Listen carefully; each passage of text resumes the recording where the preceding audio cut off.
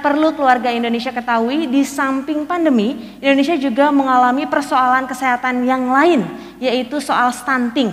Apa sih stunting dan upaya apa yang dilakukan dalam penanganannya? Orang stunting itu kerdil, iya, tetapi bahwa orang kerdil mesti stunting itu belum tentu. Kita mengedepankan dengan yang kita beri tagline namanya dengan Sapa Kasih. Sapa Kasih. Jadi Sapa Kasih sebetulnya sebuah akronim sekaligus sebuah spirit.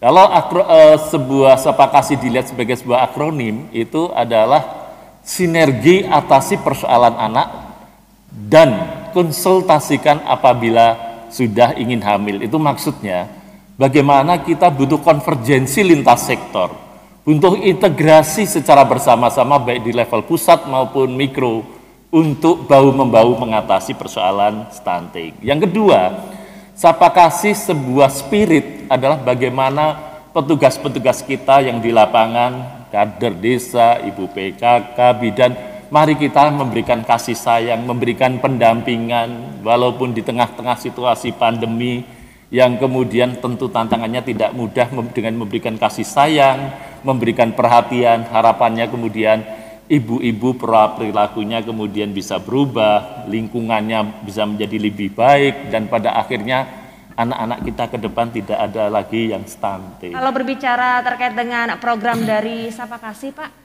output yang kira-kira akan dihasilkan dalam waktu dekat apa nih, Pak? Ya, jadi output waktu dekat ini yang pertama adalah kami segera dan telah berproses untuk menyusun rencana aksi percepatan penurunan stunting. Itu yang pertama. Kemudian yang kedua, menyusun mekanisme kerja tata kelola baik di tingkat pusat sampai dengan tingkat daerah. Bagaimana mekanisme pelaporan, bagaimana mekanisme pertanggungjawaban, kemudian bagaimana sistem pemberian bantuan nantinya, bagaimana sistem kemudian dipastikan bisa berjalan di semua level. Nah, itu pada aspek yang kedua. Kemudian yang ketiga adalah kami juga sedang melaksanakan uji coba kaitannya aplikasi untuk pranikah.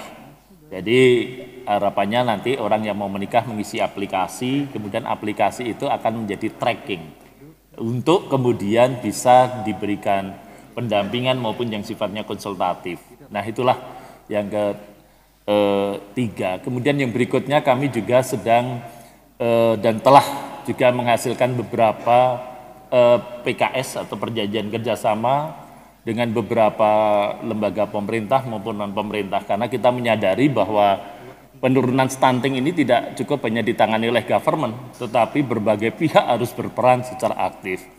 Kemudian kami juga telah menyelesaikan buku pedoman untuk para petugas nanti di lapangan juga bisa melaksanakan.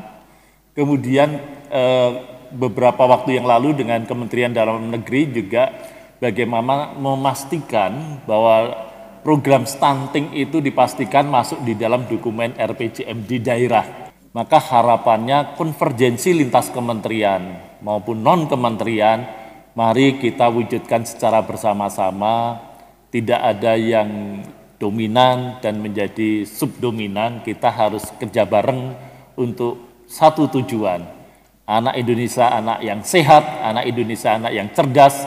Kemudian kita wujudkan tahun 2045 Indonesia emas secara bersama-sama. Saya kira